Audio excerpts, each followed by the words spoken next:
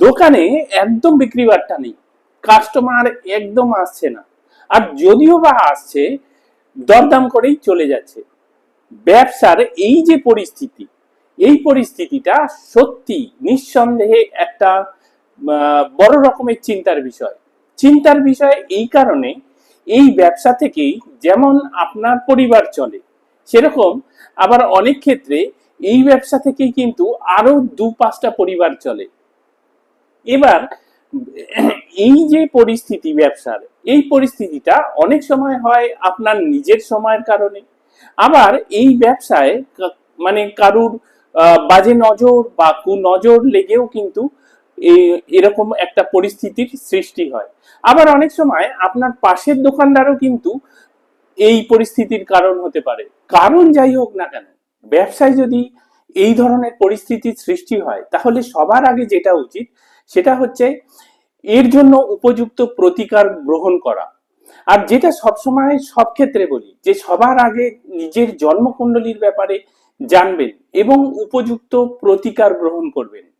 আর এই কারণেই আজকের ভিডিওতে আপনাদের ব্যবসায় যদি কোনো রকম এই ধরনের পরিস্থিতির সৃষ্টি হয়, ব্যবসায় যদি নজর লেগে আপনাদের ক্ষতি হয়, তাহলে সেই পরিস্থিতিতে আপনারা কি কি উপায় করবেন সেইটা আপনাদের জানাবো।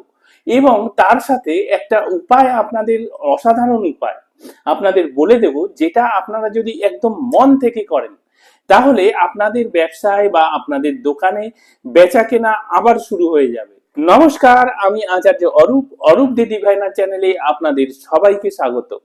শুরু করার আগে ছোট্ট একটা অনুরোধ, চ্যানেলটি এখনো অবধি যারা সাবস্ক্রাইব করেননি তারা প্লিজ চ্যানেলটি সাবস্ক্রাইব করে বেল আইকনটি টিপে দেবেন। আর যারা চ্যানেলটিতে নতুন আসছেন তারাও চ্যানেলটি সাবস্ক্রাইব করতে একদমই ভুলবেন না। আর প্রচুর পরিমাণে লাইক আর শেয়ার করে দেবেন, যাতে আপনার দ্বারাও প্রচুর মানুষের উপকার হয়। আর ভিডিও সংক্রান্ত যদি কোনো প্রশ্ন থাকে, ভিডিওর ব্যাপারে যদি কোনো প্রশ্ন থাকে, তাহলে কমেন্টসে লিখে জানাবেন, আমি অবশ্যই আপনাদের উত্তর দেব।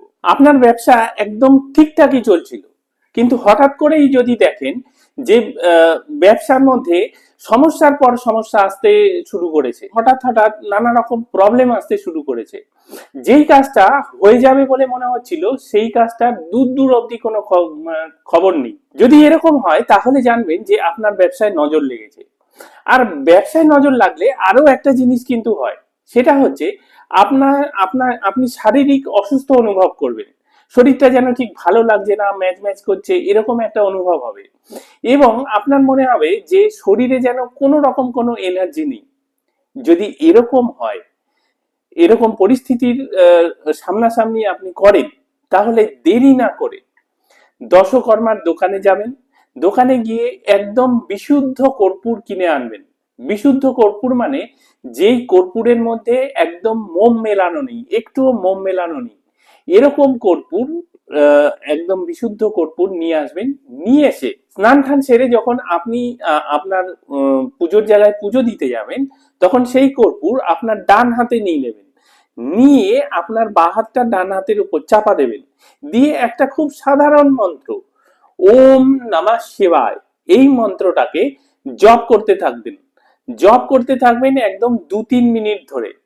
এই জপ করার সময় কিন্তু কাউন্ট করবেন না, মানে জপ গুনবেন না, জপ গোনা কিন্তু একদমই মানা। এবার যখন 2-3 মিনিট একদম মন থেকে খুব ভালো করে জপ করবেন, জপটা যখন হয়ে যাবে, তখন একটা পাত্র নেবেন। পাত্রটা মাটির পাত্র হলে সব থেকে ভালো, না হলে যে কোনো একটা পাত্র নেবেন। মাটির পর কাচের পাত্র নিতে পারেন। তো যে কোনো একটা পাত্র নিয়ে 5খানা তেজপাতা নেবেন সেই পাত্রের মধ্যে, আর তেজপাতার ওপর এই কর্পূরটাকে রেখে জ্বালিয়ে দেবেন। এবার যখন এই কর্পূর আর আপনার তেজপাতা একদম পুড়ে ছাই হয়ে যাবে, সেই ছাইটা আপনি কোনো গাছের নিচে দিয়ে দেবেন।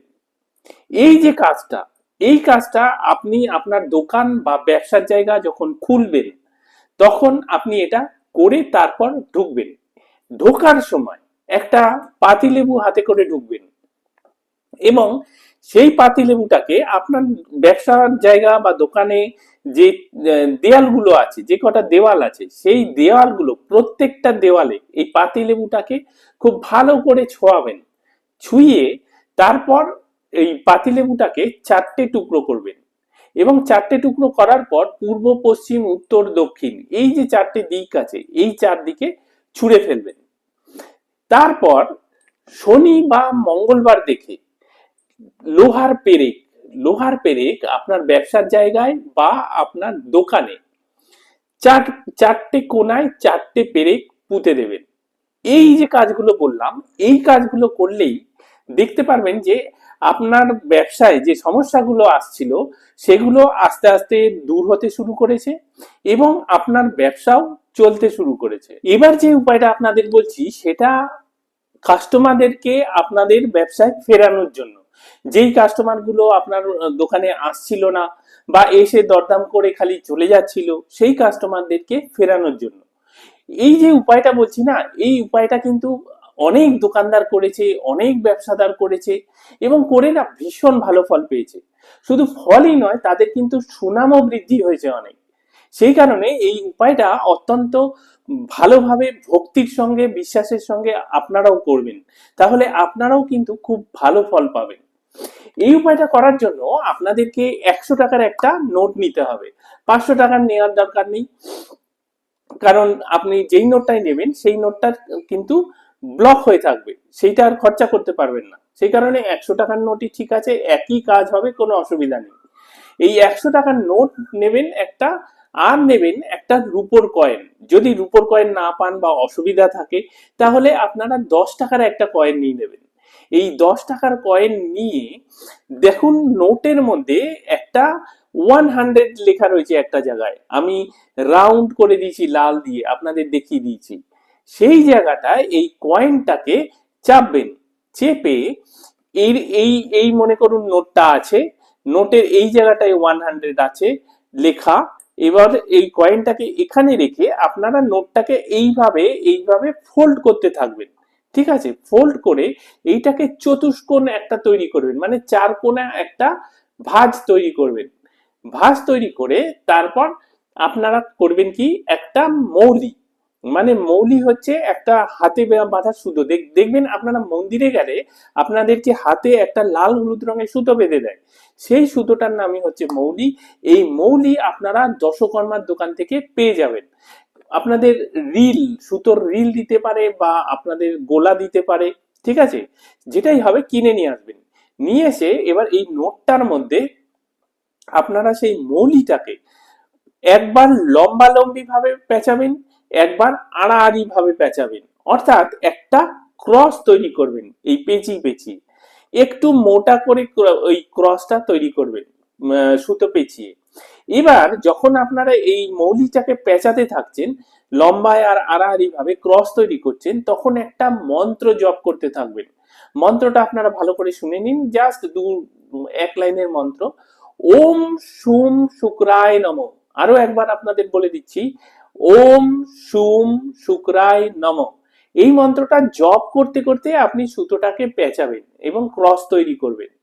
এবার যখন সেটা হয়ে যাবে, আপনার জব হয়ে যাবে, আপনার ক্রসটা তৈরি করা হয়ে যাবে, তখন জাস্ট ওটাকে ছিঁড়ে দেবেন, মৌলিটাকে ছিঁড়ে দেবেন।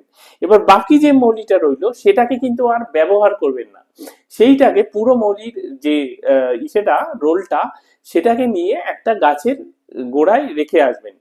আর ওই যে বাকি যেটা নোটের সঙ্গে রয়েছে সেইটার সঙ্গে একটা গিট বেঁধে আপনি রাখবেন।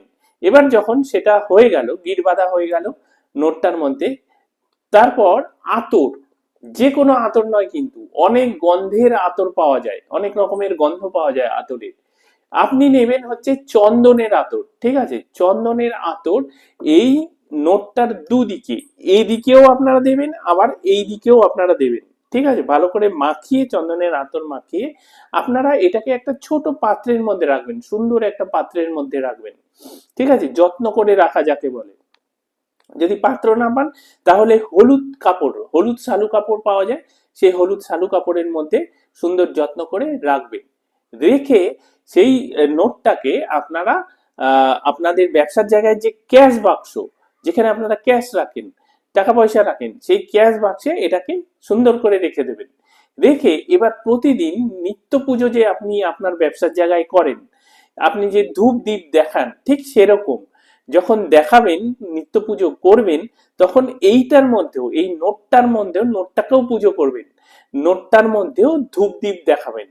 ব্যাস এই কাজটাই আপনাদের করে যেতে হবে। এইটা একদিন করলে তো হবে না, এই কাজটা আপনাকে করে যেতে হবে। এবার এই কাজটা যখন আপনি একদম বিশ্বাসের সাথে খুব ভক্তি ভরে যখন করতে থাকবেন, তখন আপনি নিজেই দেখতে পারবেন যে আপনার ব্যবসায় যে কাস্টমার গুলো আসছিল না, বা এসে চলে যাচ্ছিল, বা এসে দরদাম করে ফিরে যাচ্ছিল, সেই কাস্টমার গুলো আস্তে আস্তে আসতে শুরু করেছে। দোকানে বেচা কেনা শুরু হতে, মানে বেচা কেনা শুরু হচ্ছে আস্তে আস্তে। শুধু ভক্তি ভরে করুন, এই এই ছবিটা আপনারা দেখতে পারবেন, এটা আমি গ্যারান্টি দিচ্ছি। আর একটা জিনিস, সেটা হচ্ছে যে কোনো কাজ কিন্তু মানে কবে হবে কবে হবে এই ঠিক করবেন না, জাস্ট করে যাবেন। ভগবানের কাছে প্রার্থনা করব যে আপনাদের ব্যবসায় যে সমস্যাগুলো আসছিল সেগুলো আস্তে আস্তে সব মিটে যাক, এবং আপনাদের ব্যবসা খুব ভালোভাবে, খুব সুন্দরভাবে চলতে শুরু করুক। আবার আপনাদের সঙ্গে আমার দেখা হবে পরের ভিডিওতে। আপনারা সবাই খুব খুব ভালো থাকবেন।